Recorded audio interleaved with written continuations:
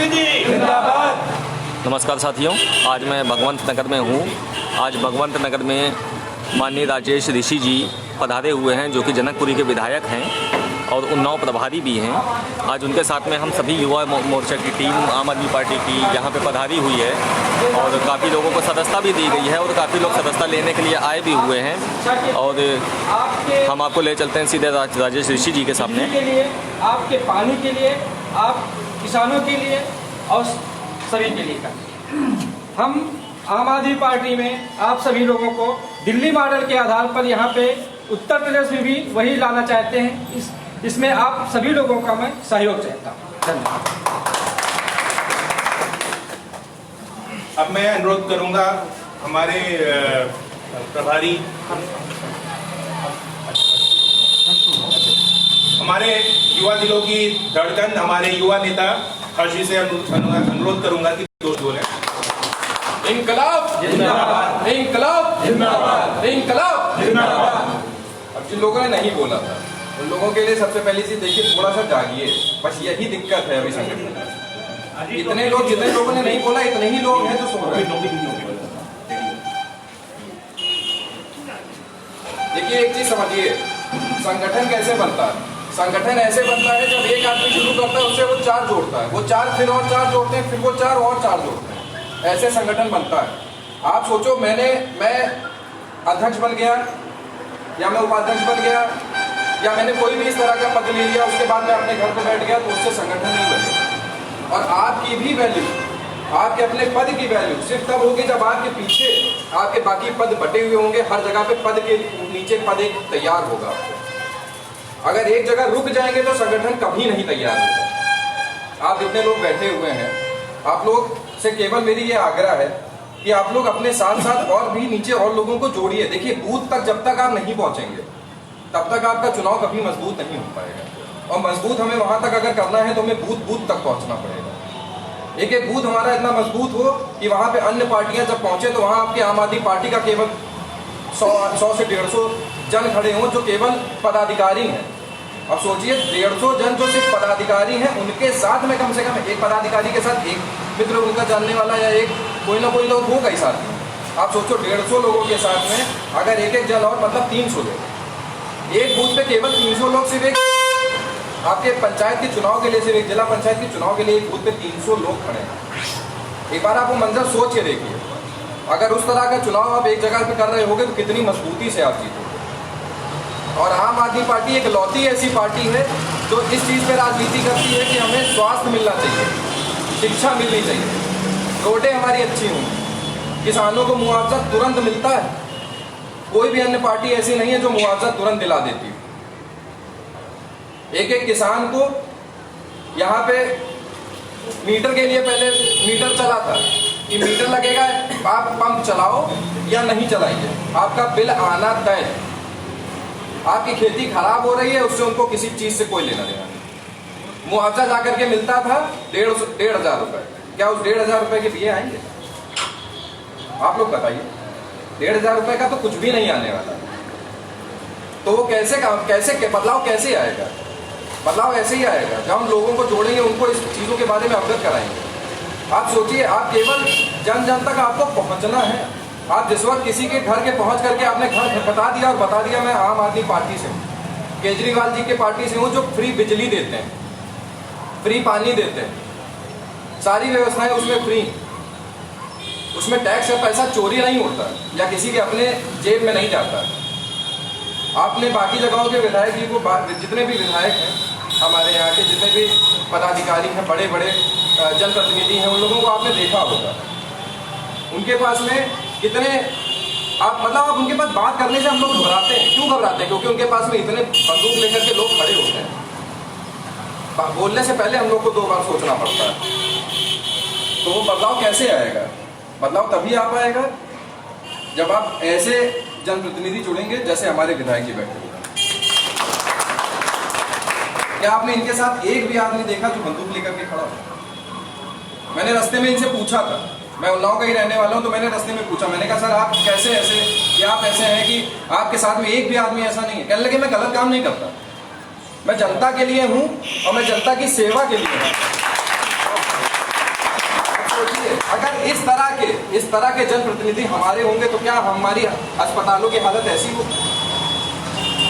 कि आपके यहाँ का अस्पताल और यहाँ की हालत ऐसी है कि आप देख लीजिए, यहाँ अगर पहुँच जाए कोई क्रिटिकल पेशेंट तो शायद उसको इलाज मिलना बहुत मुश्किल है। तो बदलाव कैसे आएगा? हमें जुटना पड़ेगा, लगना पड़ेगा।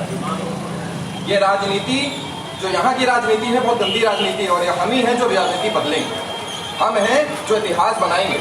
एक इतिहास लिखा गया था जब अंग्रेजों से लड़ाई हुई सन 47 में, और अब एक इतिहास अब लिखा जाएगा उत्तर प्रदेश का, जिसमें हम लोगों का नाम होगा। हम लोगों का नाम कैसे होगा? हम लोगों का नाम कैसे होगा? हम लोगों का नाम ऐसे होगा जब हम उसके लिए लड़ाई लड़ेंगे, हम उसके हक के लिए लड़ेंगे। तो इसलिए मजबूत बनिए, लोगों को जोड़िए, संगठन मजबूत करिए।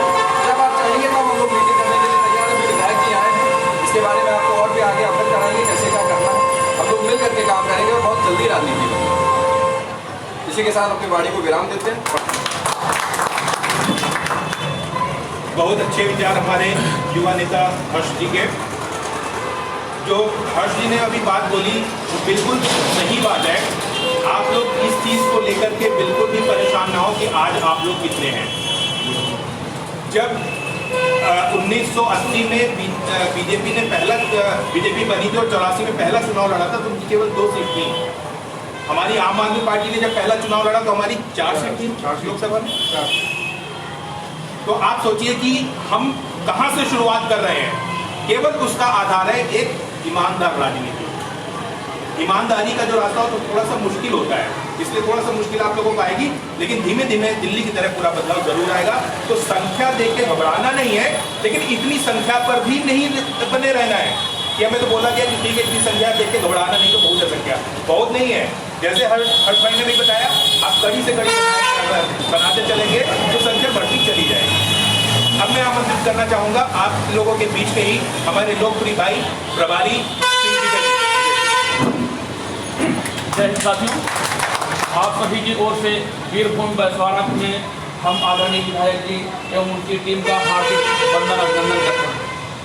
साथियों, जैसा कि हम लोग एकत्रित हुए हैं, आम आदमी पार्टी परिवार को आगे बढ़ाना है, संगठन को मजबूत करना है। हम लोग राजनीति करने नहीं, हम लोग व्यवस्था परिवर्तन करने आए हैं। जैसा कि साथियों दिल्ली में सारी सुविधाएँ मिल रही हैं, सड़क, सुरक्षा, स्वास्थ्य, सारी सुविधाएँ मिल रही हैं, तो क्या हम लोग उसके हकदार नहीं हैं?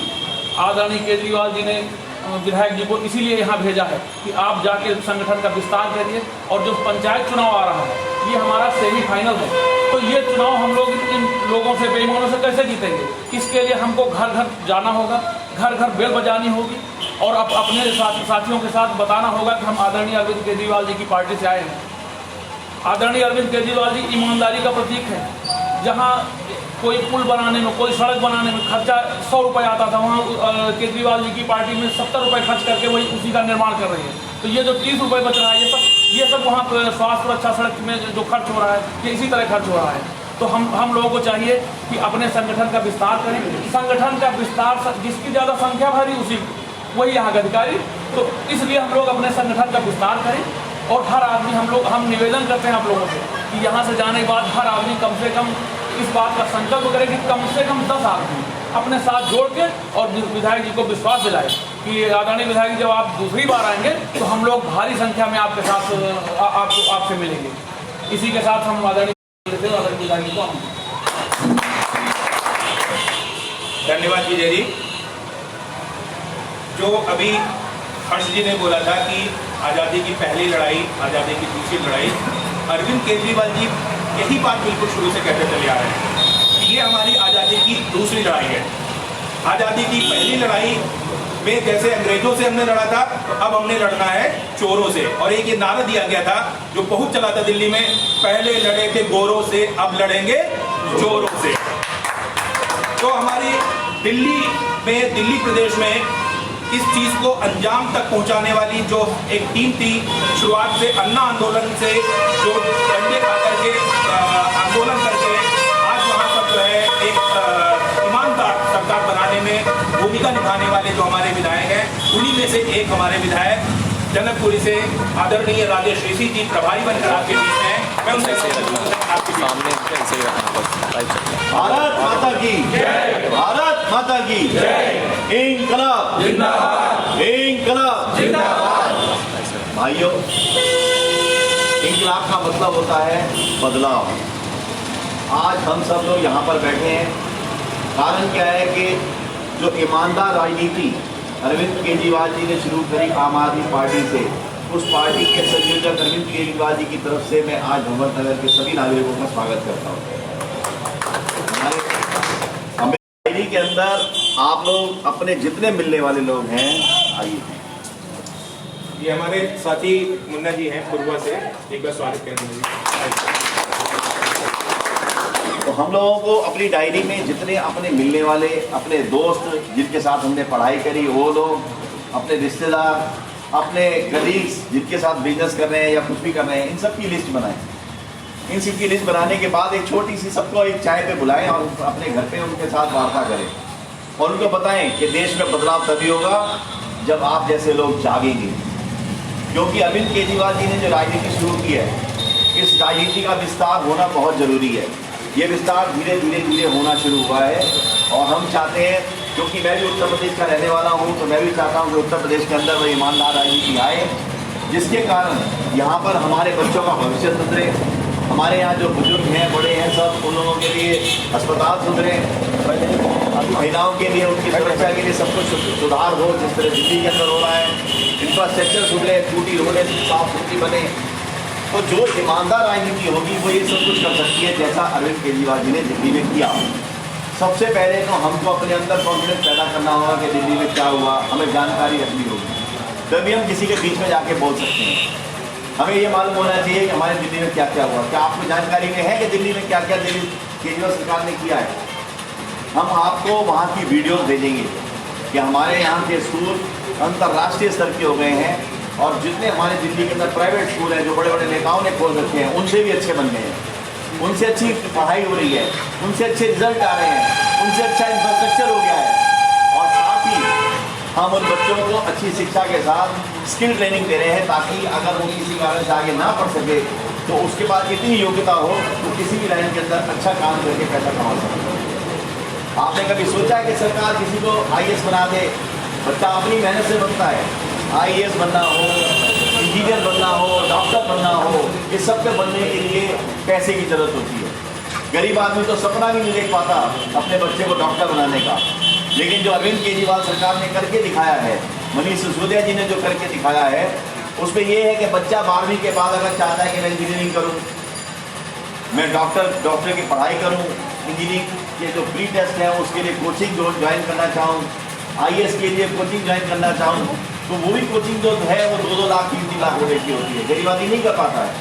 लेकिन अरविंद केजरीवाल सरकार ने अभी योजना चालू की है कि जो बच्चे योग्यता जिनके अंदर है, जो चाहते हैं कि मैं इंजीनियर बनूँ, डॉक्टर बनूँ, अच्छा साइंटिस्ट बनूँ, IAS बनूँ, IPS बनूँ, तो वो अपनी ट्रेनिंग जो भी लेगा प्राइवेट इंस्टीट्यूट में, उसका पेमेंट दिल्ली सरकार कर रही है।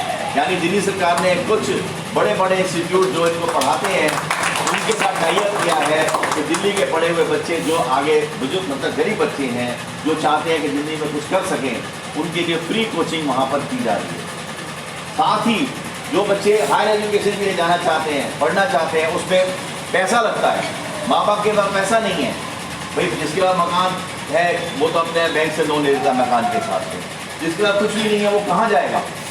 तो उसके लिए भी दिल्ली सरकार ने व्यवस्था की है कि आप बैंक जाइए, बैंक में जाके अप्लाई कीजिए कि मुझे लोन चाहिए, उसकी जो लोन की गारंटी अमाउंट की गारंटी है वो दिल्ली सरकार देगी कि अगर उसके माँ बाप पैसा देने लायक, मतलब बच्चा पढ़ने के बाद पैसा देने लायक ट्यूशन में नहीं भी होगा तब भी दिल्ली सरकार पेमेंट करेगी। माँ बाप की कोई लायबिलिटी नहीं है, उनकी कोई प्रॉपर्टी नहीं जाएगी, कुछ नहीं जाएगा, केवल बच्चे की पढ़ाई के लिए जो खर्चा होगा वो दिल्ली सरकार बैंक को देगी अगर बैंक को वापस नहीं कर पाता है। तो ये सब सरकार जो कर रही है वो जनता के लिए कर रही है, उस गरीब आदमी के लिए कर रही है। जब तक देश के गरीब आदमी का उत्थान नहीं होगा तब तक देश में विकास नहीं होगा। पहले के नेता क्या करते थे कि अगर ये पढ़ जाएगा तो हमसे जवाब करेगा, जवाब तलब करेगा। हाँ, लेकिन जो ईमानदार राजनीति अरविंद केजरीवाल जी ने शुरू की है उसमें यही है कि जो बच्चे पढ़ेंगे, जब तक पढ़ेंगे नहीं तब तक देश बढ़ेगा नहीं, पढ़ेगा बच्चा तो बढ़ेगा देश। तो ये सबसे बड़ी उन्होंने की। साथ ही हमारे यहाँ पर जो हमारे सरकारी अस्पताल है, मुद्दा जी हमारे यहाँ सरकारी अस्पताल इस समय वर्ल्ड क्लास हो चुके हैं, कुछ नए हमारे बन रहे हैं हॉस्पिटल। उन अस्पतालों के अंदर महंगी से महंगी मशीनें आई हैं, जो प्राइवेट हॉस्पिटल वाले 2-3 लाख रुपए इलाज में एक मशीन की सिकाई का ले लेते थे कैंसर में, वो हमारे यहाँ फ्री हो रहा है। हमारे यहाँ अस्पताल के अंदर इलाज फ्री है, दवाई फ्री है, टेस्ट फ्री है। जब और तो और हम लोगों ने कॉलोनियों के अंदर मोहल्ला क्लिनिक खोल दिए हैं। मोहल्ला क्लिनिक का ये फायदा है कि छोटी मोटी बीमारी अगर है, जुकाम है, खांसी है, बुखार है, उसके लिए आपको अस्पताल जाने की जरूरत नहीं है। आप उस मोहल्ला क्लिनिक में जाएंगे, वहाँ 200 तरह के ब्लड के टेस्ट होते हैं फ्री में, वहाँ से दवाई मिलती है, वहाँ डॉक्टर बैठा है। अगर वो देखेगा डॉक्टर कि ये पेशेंट सीरियस है, ये इसका इलाज यहाँ नहीं हो सकता है, तो वो उसको रेफर कर देता है पॉली क्लिनिक में। पॉली क्लिनिक में हमारे छोटे छोटे क्लिनिक हैं, उसके 10 बेड लगे हैं, डॉक्टर्स हैं वहाँ पर ट्रीटमेंट होता है। अगर वो कहता है कि हाँ हमारे यहाँ भी सीरियस है, फिर वो हॉस्पिटल में ट्रांसफ़र होता है बच्चे, तो वो इसका इलाज फिर हॉस्पिटल में होता है। तो मेरा ये कहना है कि हम अगर यहाँ पर भी सरकार बनाने में सक्षम होते हैं, तो हम गाँव के अंदर हर 2000-3000 आदमियों के ऊपर एक मोहल्ला क्लिनिक, यानी इसको विलेज क्लिनिक भी कहते हैं, वो बनाएंगे। आज मैं जिस सड़क से आ रहा था, मैंने देखा जगह गड्ढे हैं, बुरे हाल हैं। अगर ईमानदार सरकार हो तो ये सड़कें इस तरह की नज़र नहीं आएंगी, आपको बहुत सुंदर और बढ़िया नज़र आएंगी। आप दिल्ली में चले जाइए, आपको जगह जगह जो सड़कें नज़र आएंगी वो आपको बढ़िया नज़र आएंगी। क्यों? ईमानदारी के साथ किए गए काम हैं। जनता का जो ईमानदारी से दिया गया टैक्स का पैसा, उसका ईमानदारी से अगर खर्च करेगा तो पैसा बचता है। जैसा कि आपने अखबारों में भी पढ़ा होगा कि 350 करोड़ का हमने फ्लाईओवर बनाया। उस फ्लाईओवर के अंदर हमने सेविंग करी 50 करोड़ रुपए की। हमने कोई 350 वाला 260 में बना के तैयार कर दिया, 273 करोड़ में तैयार कर दिया। जो पैसा बचा वो कहाँ जाएगा? आखिर वही जनता के बीच में खर्च होगा। जब ईमानदार राजनीति होगी तो पैसे, जो भी काम होंगे उसमें पैसे की बचत होगी और वो पैसा सरकार के पास वापस आएगा, वो जनता के बीच में खर्च होगा। आपको एक चीज़ और बता दें, अभी कोरोना काल के अंदर हमारे यहाँ पर जो बच्चे पढ़ते थे स्कूल में, उनकी ऑनलाइन शिक्षा हो रही है, सरकारी बच्चों की भी, वो घर में बैठ के पढ़ रहे हैं। लेकिन बहुत से बच्चे ऐसे थे जिनके घर में खाने की दिक्कत थी, वो स्कूल में खाने आते थे तो उनको स्कूल से खाना भी मिलता था। तो सरकार ने निर्णय लिया कि बच्चे जो स्कूल नहीं आ रहे, उन सब के बच्चे, उनके पेरेंट्स को स्कूल के द्वारा पैक खाना दिया जाएगा, सूखा खाना, ताकि बच्चों को खाना खा सके घर में। यानी सरकार उनके घर में बच्चों को स्पेशल खाना भी दे रही है। हम लोगों ने अभी कोरोना काल में अरविंद केजरीवाल सरकार ने वहाँ पर किट बना के लोगों के घरों में पहुँचाई, क्योंकि लोगों की कमाई बंद हो चुकी थी। ये पहली सरकार है जिसने घर घर जाके खाने का वितरण किया, सूखा राशन पहुंचाया, पका हुआ राशन पहुंचाया और किसी को भी अपने क्षेत्र के अंदर भूखा नहीं रहने दिया।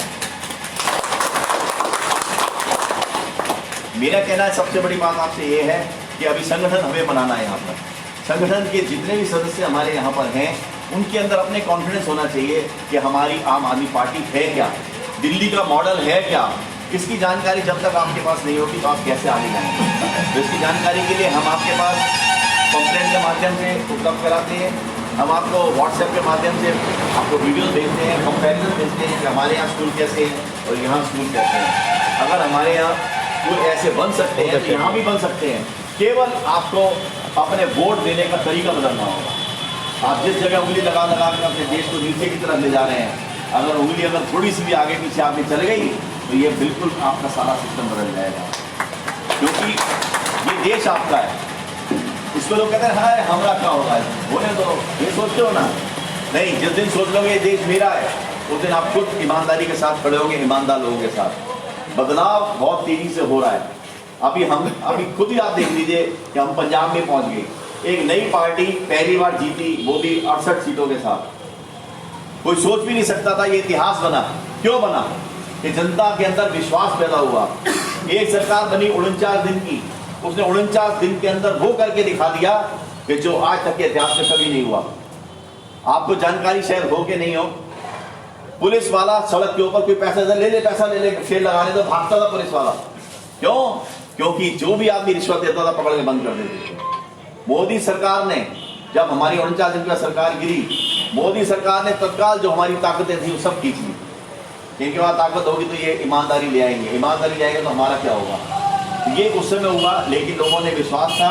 49 दिन की सरकार देखी थी, अगली बार उन्होंने हमारे को 68-70 में से 68 सीटें दी, एक इतिहास बनाया।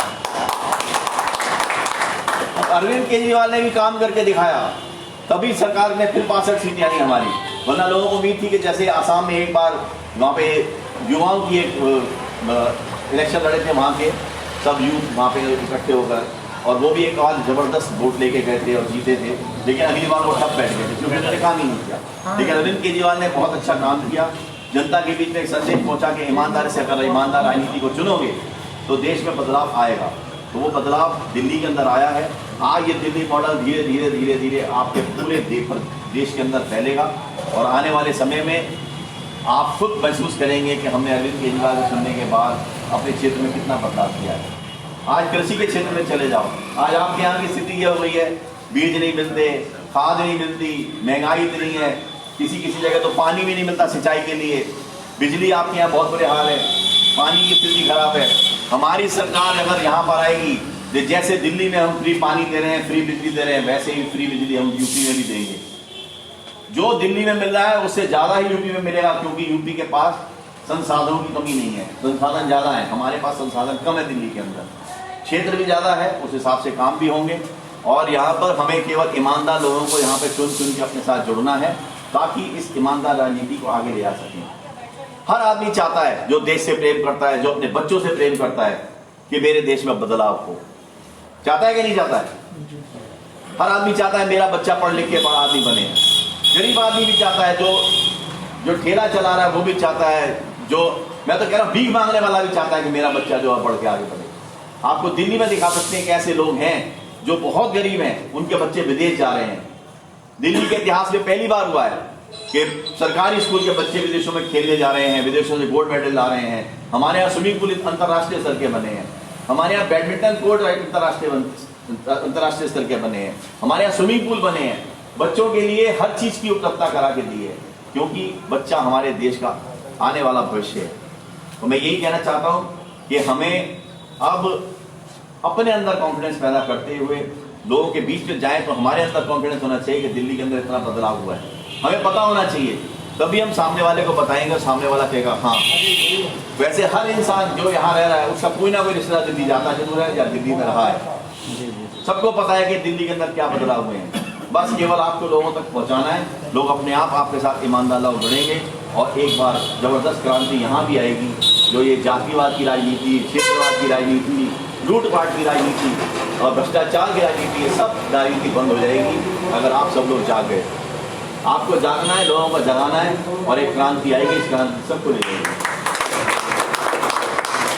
और आपको करना क्या है, अपनी एक डायरी रखनी है, डायरी से अपने मिलने जुलने वाले सभी लोगों के नाम अपने जहाँ जहाँ दूर दूर तक नजर आते हैं सबके लिखने हैं, और लिखने के बाद उनके साथ एक छोटी छोटी मीटिंग करनी है, और उसको आम आदमी पार्टी के बारे में, सबके बारे में, आपके सबके वीडियो, सबके मोबाइल के व्हाट्सएप पे वीडियो पहुंच जाएंगी। आप उनको दिखाएंगे क्या बदलाव है, क्या स्कूल है। अगर वो लोग कहेंगे नहीं ये झूठ है और देखना चाहते हैं, दिल्ली आ जाए, मैं दिखाऊंगा आपको। मेरे क्षेत्र के अंदर बहुत बढ़िया बढ़िया स्कूल बन रहे हैं। मेरे यहाँ एक इंग्लिश मीडियम स्कूल अभी बनना शुरू होने जा रहा है। सरकार 100% इंग्लिश मीडियम सरकारी स्कूल बनाने जा रही है, लगभग 30 से 33 करोड़ की लागत से, और इतना आलीशान है कि हम खुद सोचते हैं कि हम भी जब पढ़ते थे तो ऐसी बेंचें नहीं होती थी, ऐसा इंफ्रास्ट्रक्चर नहीं था, टीचर्स हमारे सबसे ज़्यादा पढ़े लिखे हैं प्राइवेट से भी। तो ये बदलाव की जो राजनीति हमने शुरू की है, ये राजनीति पूरे हिंदुस्तान में छाएगी, धीरे धीरे बढ़ना शुरू हुई है। आज उन्नाव में है, मैंने कभी नहीं सोचा था कि मैं उन्नाव में आप भाइयों के बीच में होऊंगा, लेकिन ये ऊपर वाले ने सोचा कि हाँ कुछ बदलाव यहाँ करना है और आपको जाना है, तो मैं आपके बीच में आया हूँ। ये बदलाव होगा। मेरे बहुत सारे साथी जो जनकपुर से मेरे साथ यहाँ पर आए हैं, वो भी चाहते हैं इस बदलाव को करना है, इसीलिए वो अपना पूरा समय, कीमती बड़े बड़े काम करने वाले लोग हैं, अपने सब समय छोड़ के यहाँ आए हैं, और अरविंद केजरीवाल जी के हाथों को मजबूत करने के लिए। सबसे बड़ी बात यह है कि उत्तर प्रदेश के अंदर कमान संभाली हमारे संजय भाई हैं, हमारे सांसद हैं, एक ऐसे शेर हैं जो संसद में दहाड़ देते हैं तो गीदड़ों के सामने भाग जाते हैं। आपने वीडियो देखी होगी कि संजय सिंह जी दहाड़ रहे हैं और हमारे प्रधानमंत्री जी यो करके भाग रहे हैं, रुके तक नहीं उनके सामने। तो शेर के दहाड़ के आगे अब धीरे धीरे जो भी हमारे यहाँ यूपी के अंदर में बैठे हैं वो सब भागते नजर आएंगे। संजय सिंह हमारे ऐसे शेर हैं, अब उनको यूपी की कमान दी गई है। आप सब लोगों को उस शेर के साथ रख के अपने को शेर बनाना है, तभी इन चीज़ों को बनाना है। तो मैं आप सब लोगों को एक बार फिर से मुबारकबाद देता हूँ कि आप सब लोग हमारे साथ जुड़े हैं और आगे चल के इस परिवार को बड़ा करेंगे। नेक्स्ट ट्रिप मेरा जो होगा मैं आपको मैसेज दे दूँगा। मैं 14 तारीख के बाद फिर आपके बीच में आ रहा हूँ। तब तक हम लोग चाहेंगे कि ये हमारा भरा हुआ हो और ऐसे इस विधानसभा क्षेत्र में कम से कम 10 जगह मीटिंग कर रहे हो, 5 तो कर ही रहे हो, और मेरी भी कोशिश है वहाँ से मैं कभी इसको आगे बढ़ाने के लिए काम करूँगा। आप सब लोगों का बहुत बहुत धन्यवाद।